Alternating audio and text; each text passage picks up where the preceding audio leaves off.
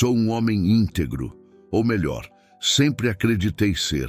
Durante 52 anos, cultivei essa reputação como quem cultiva uma orquídea rara, com dedicação obsessiva e meticulosa. No Grajaú, onde sempre vivi, meu nome, Augusto Vasconcelos, era sinônimo de retidão. Um homem de família, diziam, um viúvo exemplar, cochichavam as senhoras na missa de domingo. Um pai dedicado, comentavam os professores nas reuniões escolares. Mas aqui estou eu, sentado na penumbra do meu escritório, às 3 da manhã, escrevendo esta confissão. O uísque no copo, meu terceiro da noite, reflete o brilho fraco do abajur. Lá fora, o Grajaú dorme seu sono de bairro respeitável, enquanto eu sucumbo à necessidade de contar tudo. Talvez assim, apenas assim, eu consiga entender como um homem como eu chegou a este ponto. Tudo começou há exatos 6 meses, numa dessas reuniões de pais que eu sempre fiz questão de frequentar. Beatriz, minha única filha, estava no último ano do ensino médio. Desde que Maria, minha esposa, nos deixou, faz 5 anos, transformei Beatriz no centro do meu universo. Ela era tudo que me restava. Era meu orgulho, minha dedicação exclusiva. A reunião seria com a nova professora de literatura, Helena Cavalcante.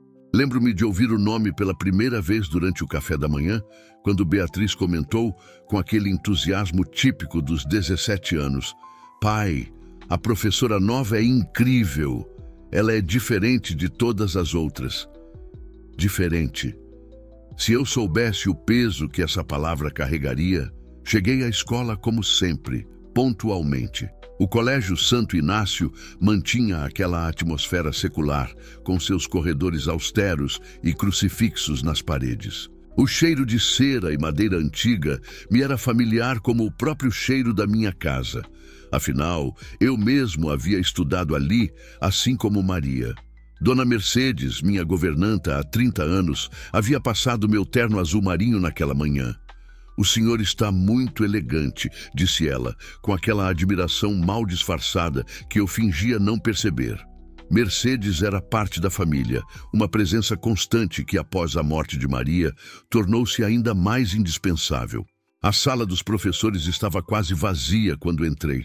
Apenas uma mulher estava lá, de costas para a porta, organizando alguns papéis. Quando ela se virou, senti algo que não sentia há anos, um solavanco no estômago, como se tivesse descido um degrau no escuro.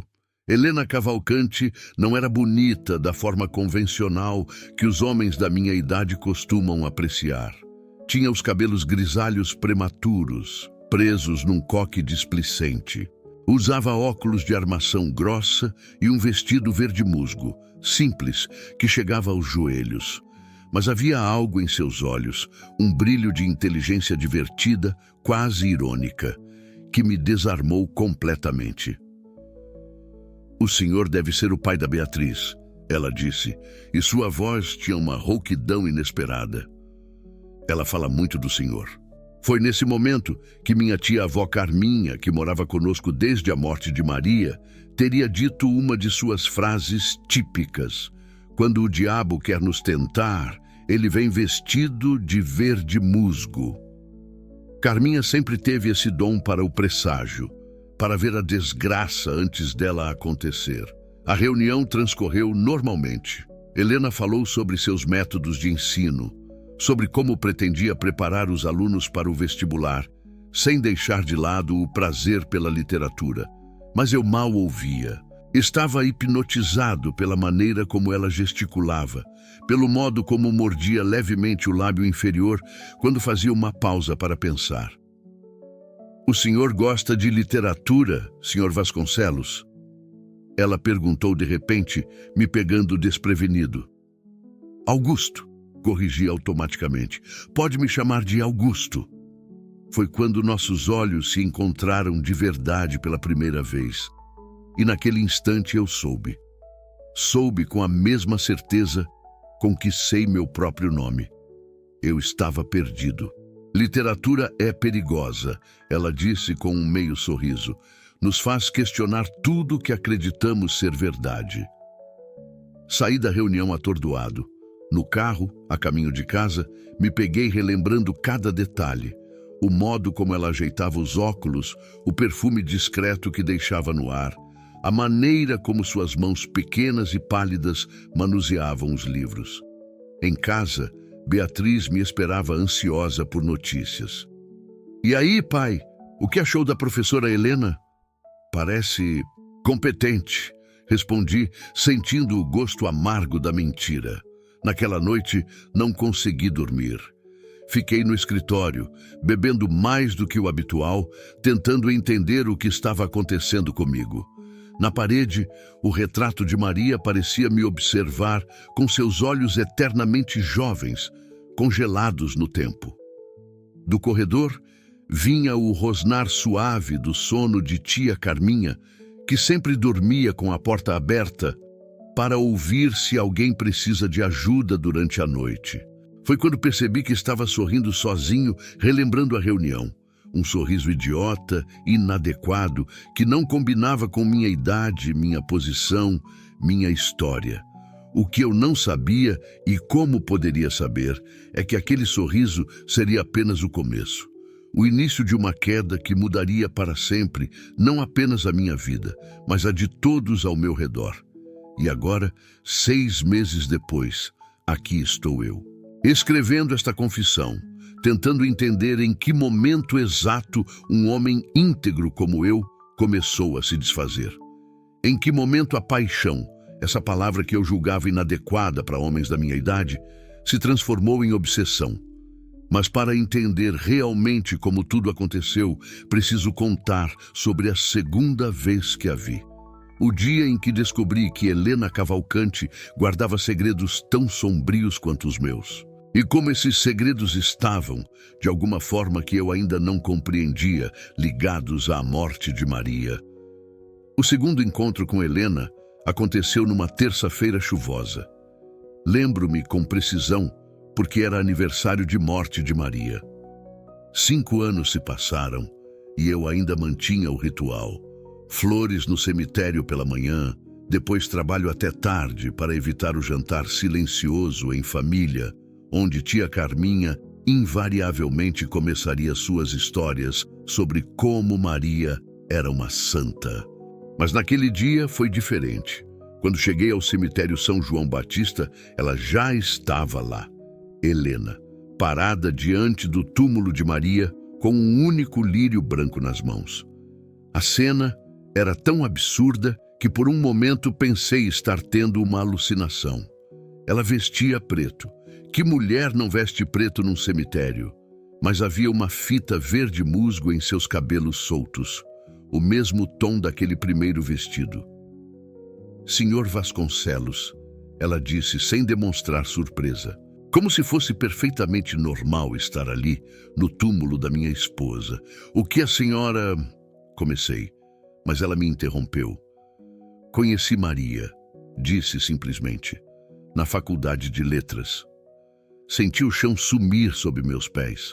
Maria nunca havia mencionado Helena, e eu conhecia cada detalhe da vida da minha esposa, ou pelo menos era o que eu pensava. Impossível, respondi. Maria abandonou a faculdade no primeiro ano quando nos casamos. Ela retornou, Helena completou, com aquele meio sorriso que já me atormentava nas noites insones. 7 anos atrás. Não lhe contou? 7 anos atrás. 1 ano antes do acidente.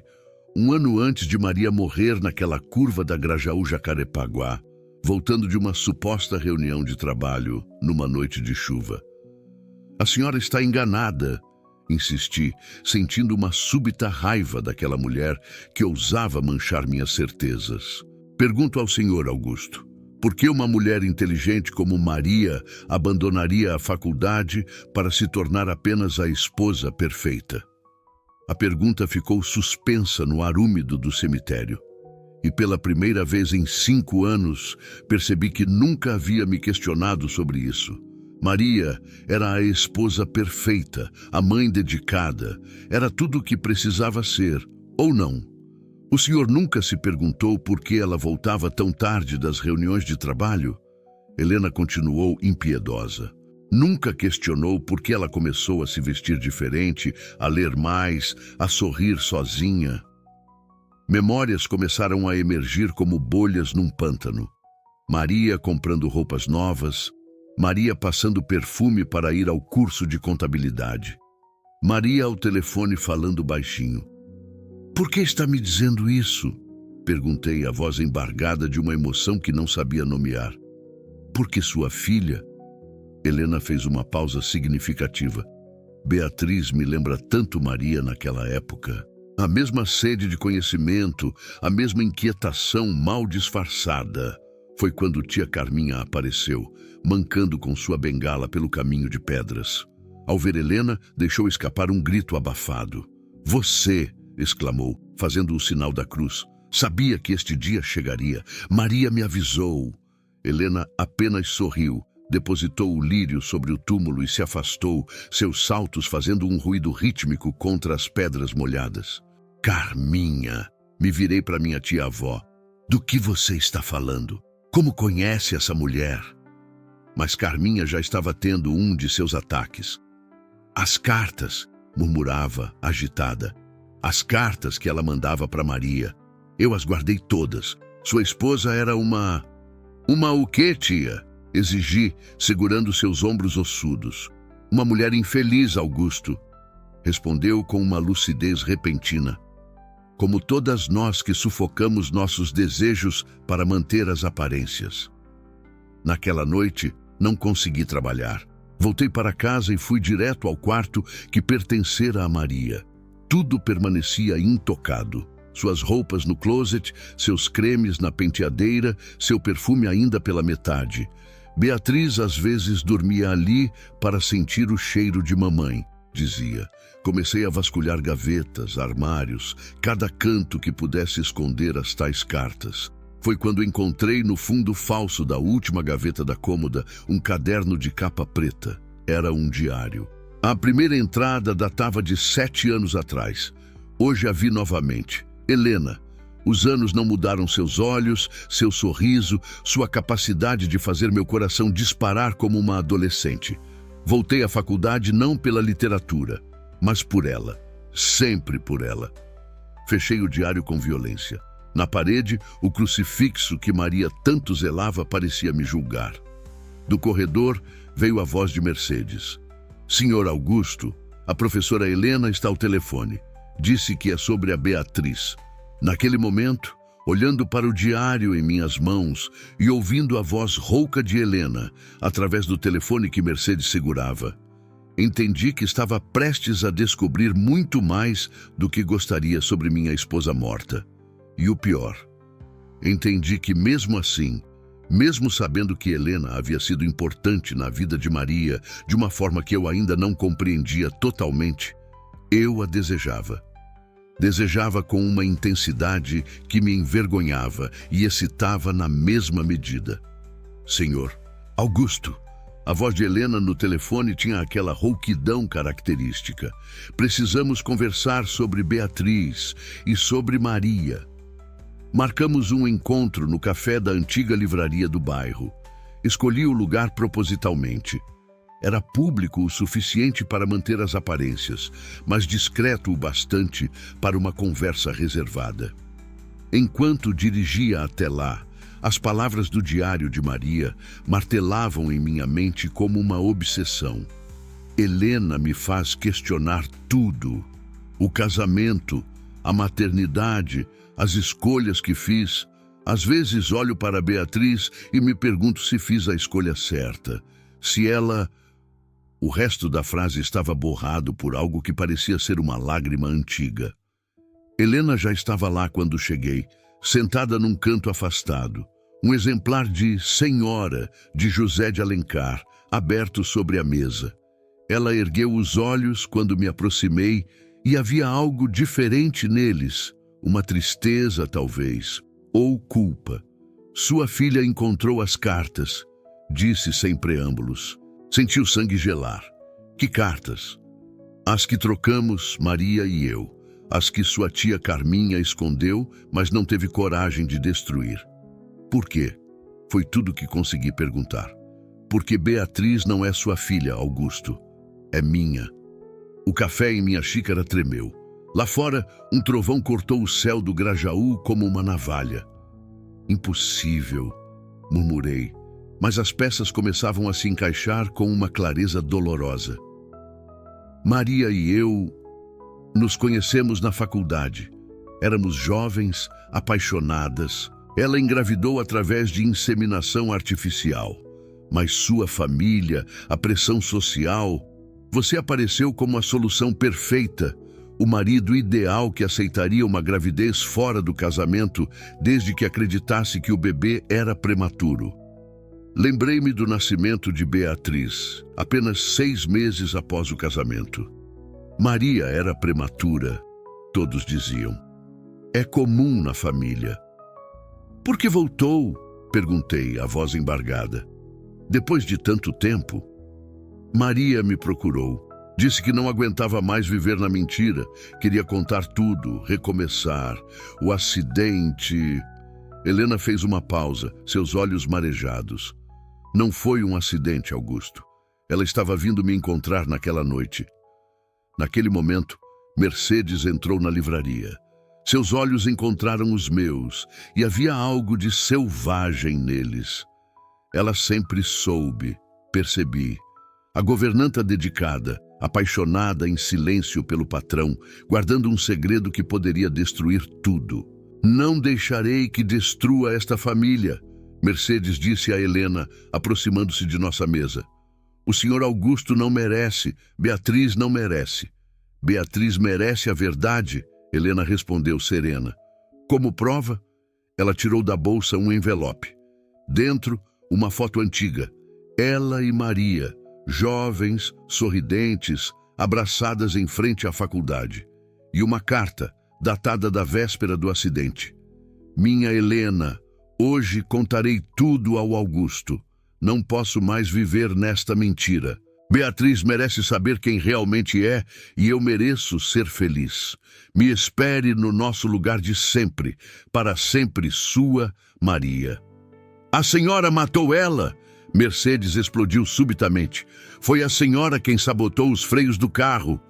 O café inteiro se virou para nossa mesa. Helena empalideceu. Do que está falando? Perguntei, sentindo o chão sumir sob meus pés.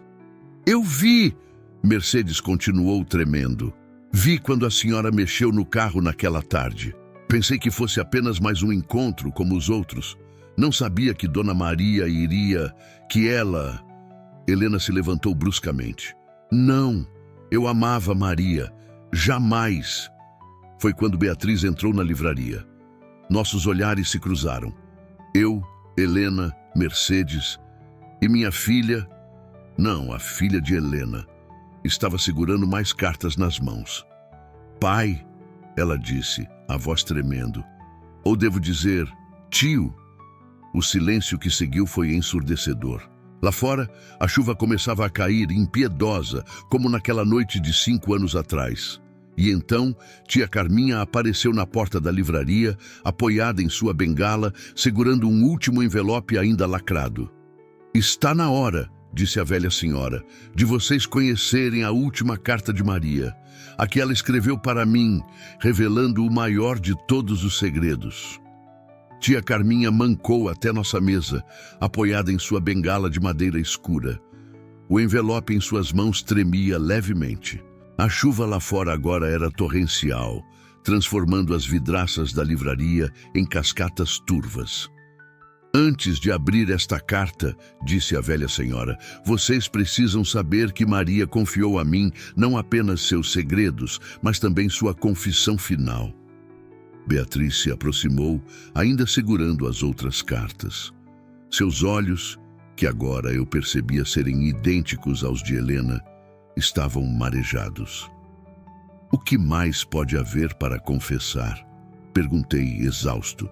Carminha se sentou, ajeitando o xale preto sobre os ombros ossudos. Mercedes permanecia de pé, como uma sentinela tensa. Maria descobriu algo na semana anterior à sua morte. Carminha começou. Algo sobre você, Augusto, sobre seu passado. Helena empalideceu ainda mais, se é que isso era possível. Do que está falando? Exigi. Maria era sua meia-irmã, Augusto. Carminha deixou a bomba cair. Filha do seu pai com minha irmã mais nova, em um caso que durou anos. Quando descobriu através de antigas cartas de família, ela entrou em desespero. O café inteiro parecia ter parado de respirar. Lá fora, um novo trovão. Impossível, murmurei, mas as lembranças começavam a fazer sentido. O jeito como meu pai sempre protegeu Maria, como insistiu em nosso casamento, como chorou de forma descontrolada em seu funeral. Carminha abriu o envelope com dedos trêmulos e começou a ler. Querida tia, quando você ler esta carta, eu provavelmente já terei partido. Não posso continuar vivendo com o peso destes segredos. O amor que sinto por Helena, a verdade sobre Beatriz e agora a descoberta mais devastadora. Augusto é meu irmão, mas há algo mais, algo que apenas você saberá. Estou grávida novamente, de Helena. Uma nova inseminação, uma nova chance de recomeçar. Mas não posso, não depois de descobrir o que descobri. Mercedes me viu com Helena hoje à tarde, quando fui me despedir. Ela sempre soube de tudo, sempre me observou com aqueles olhos de amor, reprimido por Augusto. Talvez ela faça algo, talvez não. Não importa mais. Vou partir esta noite, mas antes preciso contar tudo a Augusto. Ele merece saber a verdade, mesmo que isso o destrua. Mesmo que destrua a todos nós. Cuide de Beatriz. Diga a ela que foi amada, intensamente amada, por suas duas mães. Com amor, Maria. Quando Carminha terminou de ler, o silêncio era absoluto. Foi Mercedes quem o quebrou. Eu a segui naquela noite, confessou, a voz embargada. Não sabotei o carro como pensava, mas vi quando ela propositalmente jogou o carro contra o guardrail. Vi quando ela escolheu partir, levando consigo todos estes segredos. Helena soluçou, cobrindo o rosto com as mãos. Beatriz se aproximou dela, instintivamente, como se finalmente encontrasse seu porto seguro. Por quê? Perguntei a Carminha. Por que revelar tudo isso agora? Porque você está apaixonado por Helena, respondeu a velha senhora, com um sorriso triste. E a história não pode se repetir. Não com estes novos personagens. Olhei para Helena, para nossa filha, para a governanta que nos observava com olhos de amor ferido e finalmente entendi. Entendi o peso das aparências, o preço dos segredos, o amor que destrói e reconstrói. O que fazemos agora? Beatriz perguntou, sua voz pequena como quando era criança. Vivemos, respondi, sentindo um cansaço imenso. Vivemos com nossas verdades, por mais dolorosas que sejam. Helena estendeu a mão sobre a mesa, tocando levemente meus dedos. Não era um gesto de amor romântico, mas de compreensão profunda. Éramos todos sobreviventes do mesmo naufrágio. Mercedes se afastou em silêncio, carregando consigo anos de amor não correspondido. Carminha guardou a carta em seu xale como uma relíquia sagrada. E Beatriz nos abraçou, a mim e a Helena, unindo em seus braços duas histórias de amor que nunca deveriam ter acontecido. Lá fora, a chuva começava a cessar. O Grajaú emergia, lavado e diferente, como se também tivesse sido purificado por todas aquelas revelações. E eu, Augusto Vasconcelos, o homem que sempre viveu de aparências, finalmente entendi o que Maria quis dizer em sua última anotação no diário. O amor verdadeiro não é aquele que resistiu ao tempo, mas aquele que sobreviveu à verdade.